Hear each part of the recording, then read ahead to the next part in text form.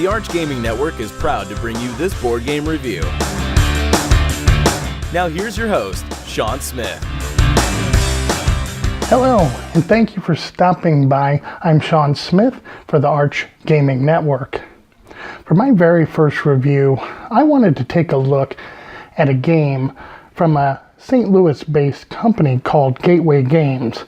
The name of the game is How to Serve Man. It was inspired on an old Twilight Zone episode called To Serve Man.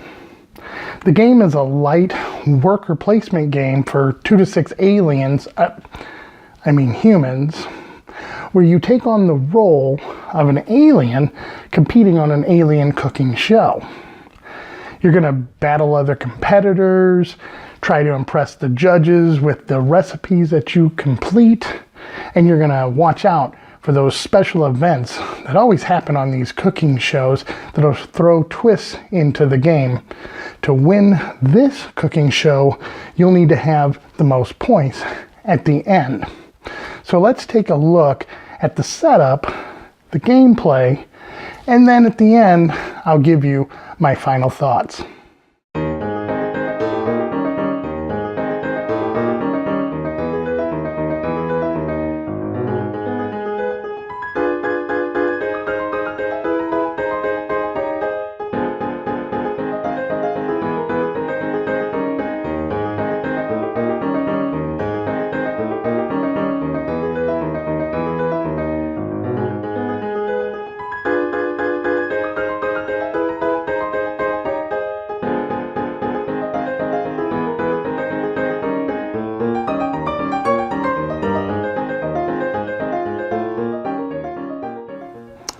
Okay, to set up How to Serve Man, you're going to take the various tokens. This is the raw ingredients row.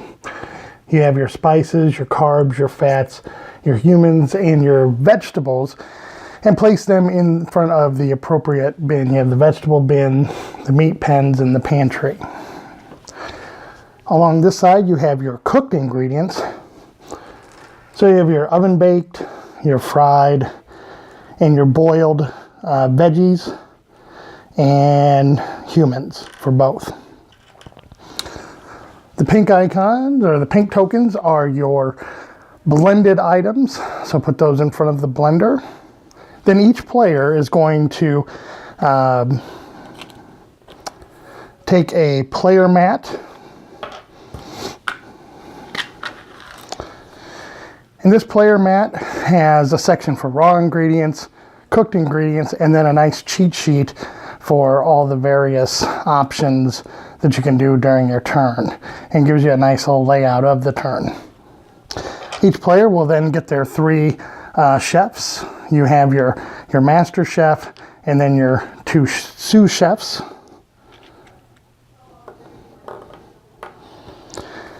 And then each player is going to be given 2 of each recipe card. So you have 2 dessert cards, 2 appetizers, and 2 entrees. And these cards are the recipes you're going to try to complete during the game.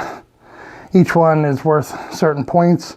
They have disgusting names: caramelized orange biceps and triceps, back flat loaf sliders, and then they show the cooked ingredients that are needed to complete those recipes.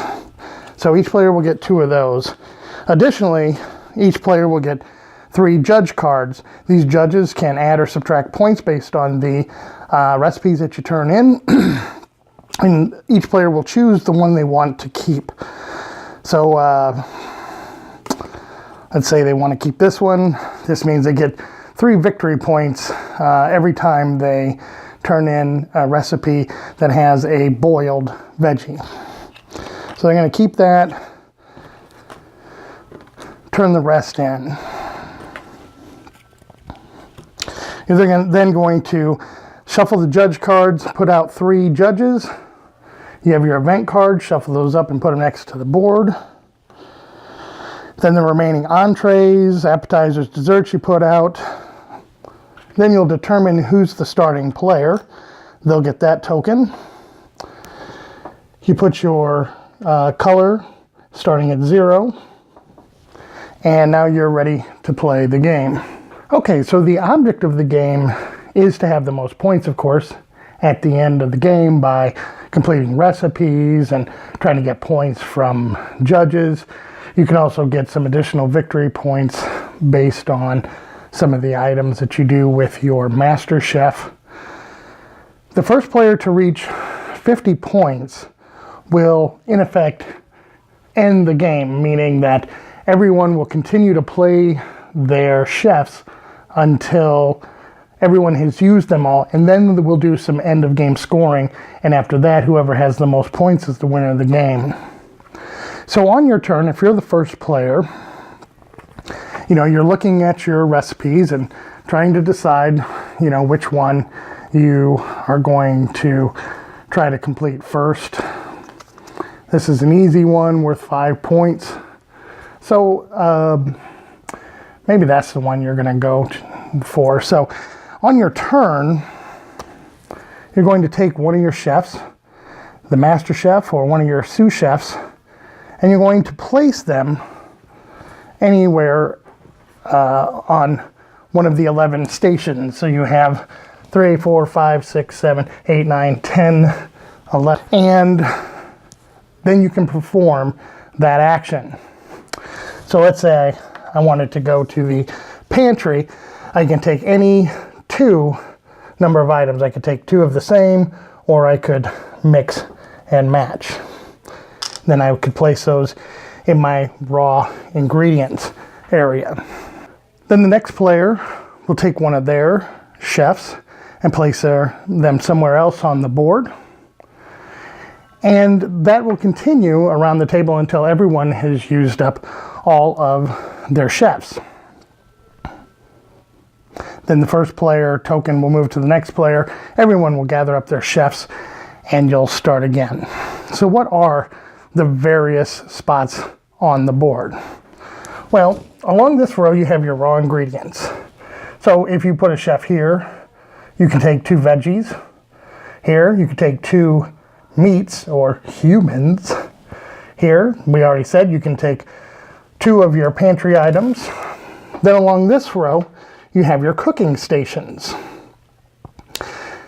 To be able to get a oven-baked veggie or human, it tells you, and on your player board, that you have to turn in 1 meat and 1 carb to be able to do that. So you would, if you had your person here, you would turn those in and you would take your cooked human and put it in your cooked ingredients spot.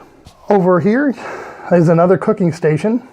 It's the blender. You can take any 2 ingredients, turn them in, and get a blended item. Let's talk about placement now. We're set up for a 2-player game, but if you're playing 2 to 4 players, it's important to note that on these cooking stations, the replicator and the gamma wave oven, you can only have 1 chef on that spot during a round. If you're playing 5 or 6 players, you can have up to 2. Now there is one exception, and that is if you have a Master Chef. So if the blue player needed to get to this oven, they couldn't put one of their sous chefs there because someone's already taken it. But they can put their Master Chef there. So for any of these stations that have special designations on limits, you can use your Master Chef then to override that restriction.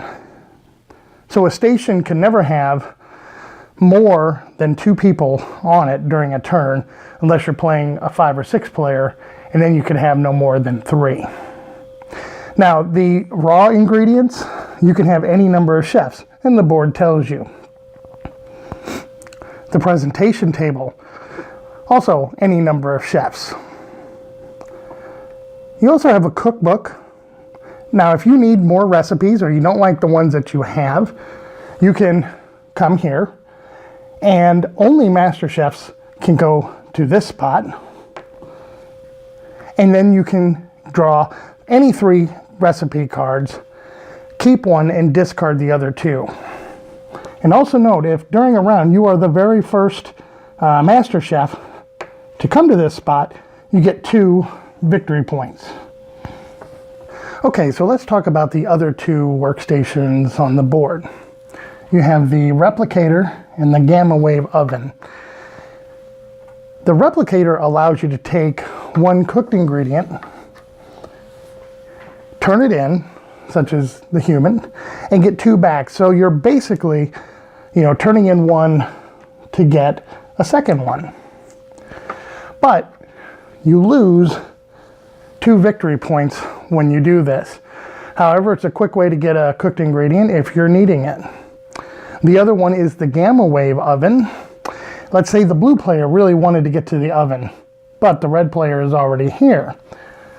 The gamma wave oven allows you to basically copy any of the other cooking stations if you pay 1 victory point. Now you can't go to these stations if you don't have victory points to pay for them. So the blue player would go here, lose 1, and then basically you're copying the gamma wave oven. The regular oven, so that you can use that station. The rounds have been going on, you've been collecting your ingredients, and now you're ready to turn in a recipe. You have been working to getting this. You have the necessary cooked ingredients ready to go. So on your turn, you can take any of your chefs, but if you use your Master Chef, you get an extra 3 victory points. You come to the presentation table. Now, like any good cooking show, you're out to try and impress the judges. So you're going to have to pick one of the 3 judges that are in front of you. And what you're trying to do is to pick up a judge that would be most beneficial to you. So let's talk about some of the judges that you have. There are 3 different types of judges in the game. So for example, you have some that score immediately. So you would score 3 victory points for every oven-baked veggie. You have some that have an immediate score, and at the end of the game they'll score. And then you have just those that score at the end of the game. All right. So when you turn in a recipe, you're going to pick one of the judges. Well, I'm looking at the recipe that I'm going to turn in here, and I see a couple of them that would be beneficial. This one, of course, says that I get 3 victory points every time I turn in a blended good. This one gives me 4 victory points every time I turn in a blended good, but if I turn in a human of any kind, I would lose a victory point. So I don't think I'll go with that. I think I will choose this one, and I will place that judge next to my pile here. Now I have 2 judges. So now I'm going to turn in my recipe. So I turn in my Ganymede Gherkin Baklava, which scores me 13 points. So I'll turn these back in.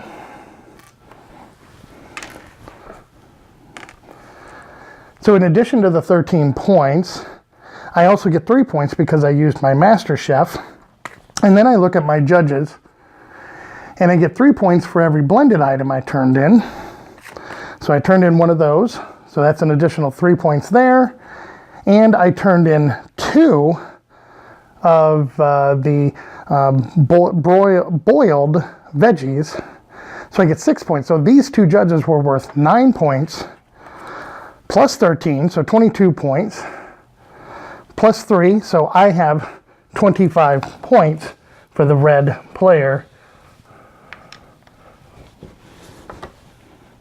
Now, I will put out another judge, and finally, I have to do an event card. Now, event cards can be negative or positive. But you have to do one every time a recipe is completed. So this one says, each player may either trade one of their cooked ingredient tokens for 2 of any raw ingredient tokens, or lose 2 points. So it offers you a choice there. Each player that has 2 raw meat tokens takes a raw meat token from the meat pen. So that's kind of a bonus. So there are all kinds of different events, both good and bad, that can happen during your turn. After you've completed the event, everyone picks up their chefs. You move the starting token to the next player, and then you will continue on until somebody has reached 50 points. Once someone's reached 50 points, everyone will keep playing until they run out of judges. Then you're going to take any of your judges that have end of game scoring. So in this case, you would get 12 plus points if you have completed 4 dishes at the end of the game. All right. Once everyone has taken care of their end of game scoring, whoever has the most points is the winner of the game. All right, so my final thoughts on the game. Last year, I got to meet the game designers at Geekway to the West, which is the gaming convention in St. Louis. And they were really nice guys, even if they didn't let me win. But besides that, I really do like the game. The components are really nice. They're wooden. They're not little pucks. You know, the veggies look like veggies. The humans look like meeples. And even the chefs have some nice design to them as well. The artwork is very well done. The judges and the recipe cards have really great artwork on them. And sure, they're gross, but it's funny gross, and it leads to a lot of funny conversations about, oh, look what gross recipe I have, or look at this gross judge. The theme is fantastic. You know, the aliens and being on a cooking show, the theme works really well. Now, while the mechanics aren't original by any means, they work really well, and having the judges and the special event cards really spices up the gameplay, and it adds to that excitement. I didn't show you the Beth judges, and I think Beth stands for beings for the ethical treatment of humans, but that is also a variant that mixes things up as well. So you have a lot of mechanics in the game that keep it very interesting, while at the same time being light as well. It's easy to teach and quick to play, 45 minutes to an hour. So those things are all great. I do have one minor issue with the game, and that is the scoring. The scoring can be way too quick. You saw in the example that I did during the walkthrough, the one recipe that I completed, when all was said and done with the judges, it was 25 points. Well, that's one recipe, and I'm already halfway to the 50 points I need to do the end of the game. And that can be problematic, because when someone is trying to collect or try to complete a recipe that is worth more. I mean, the recipe I completed was 13 points. There are some recipes that have 20, 21, 22 points. You know, they're trying to collect all of the ingredients, and they're getting past, or they can't even complete it before the game ends because there's just not enough time. Also, some judge cards require you to complete, you get bonuses for completing so many recipes. But with the way the scoring works, you're usually someone's hitting 50 before you have a chance to even get close to completing all the recipes that you need. So The scoring is a minor problem. I wish they would have made the values on the recipe cards, a little bit lower, because sometimes it just felt like the game ended just as it was starting to get going.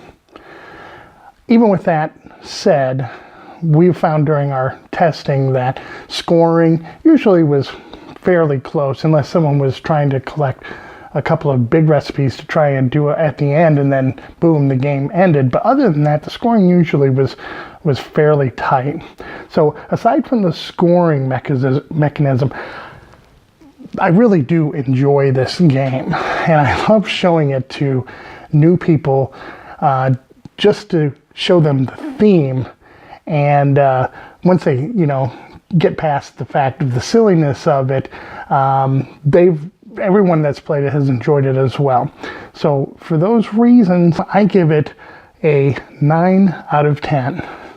Once again, thanks for stopping by. Thank you for visiting the Arch Gaming Network. For more great content, check us out at archgamingnetwork.com. Subscribe to our YouTube channel. Follow us on Twitter and like us on Facebook.